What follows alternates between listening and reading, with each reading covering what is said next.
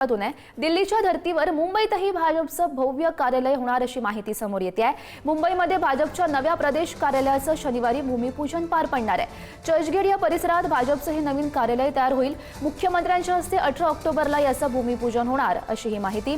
भाजपचे सर्व मंत्री आणि नेते या भूमिपूजनाला उपस्थित राहणार आहेत।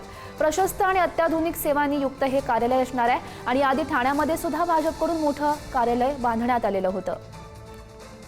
आणि या संदर्भात अधिकची माहिती जाणून घेऊयात। आमचे प्रतिनिधी सुशांत सावंत सध्या आपल्या सोबत आहेत। सुशांत, खरं तर मागील अनेक दिवसापासून चर्चा होती की भाजपचं नवीन कार्यालय जे आहे ते दिल्लीच्या भाजपच्या कार्यालयाच्या धर्तीवर तयार करण्यात येणार आहे आणि आता त्याचा मुहूर्त सापडलेला आहे।